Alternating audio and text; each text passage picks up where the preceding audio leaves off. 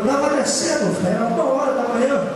Nessa época eu não pregava ainda a palavra, mas eu tinha promessa de Deus. E um carro fez um sinal para mim parar.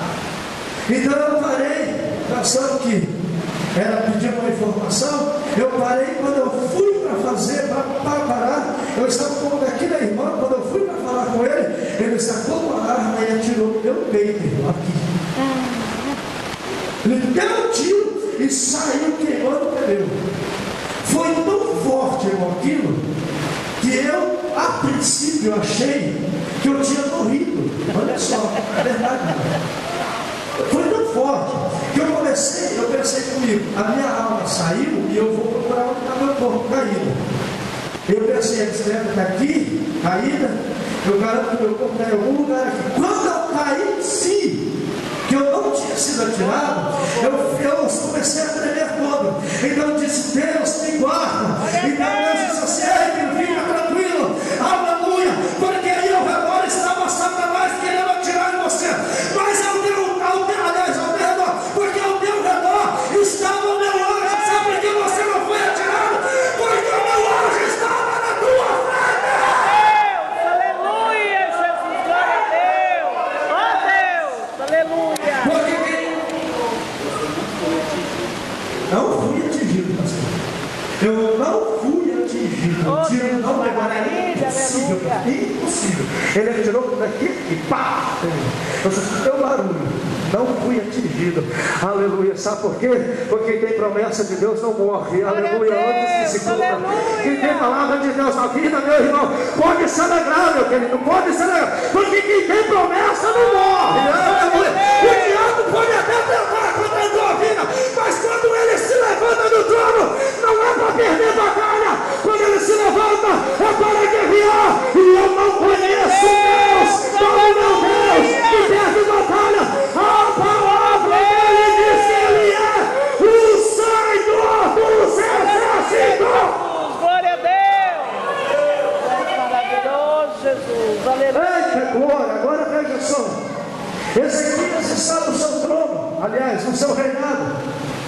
E o povo agora está aflito. Por quê? Porque há um grande exército lá de fora, com aproximadamente 185 mil homens. E eles estão do lado de fora, só olhando e esperando o momento de entrar.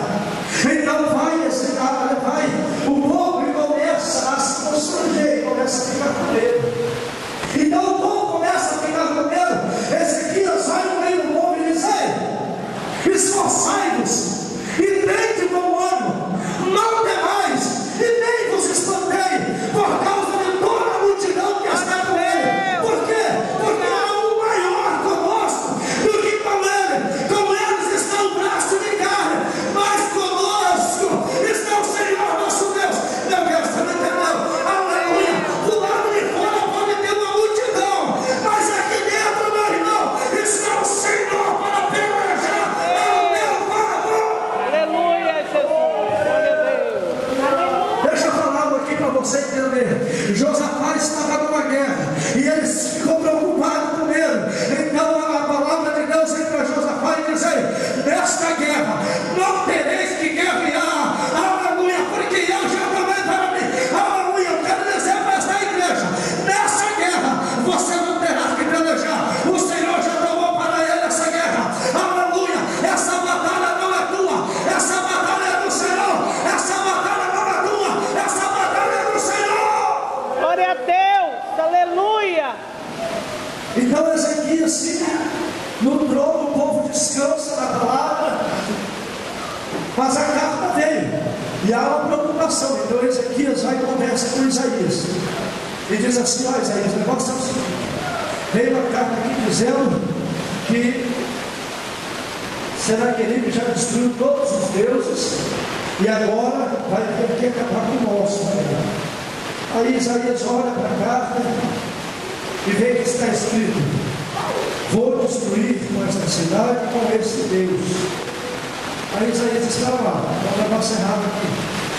Estou fazendo uma conjectura, não é isso que está ali, a teologia que dá o jeito de conjecturar com a igreja. Então Isaías acredita que olha e fala: pera lá, essa carta aqui não é para você, rapaz. Não é que você está abrindo uma correspondência que não é sua.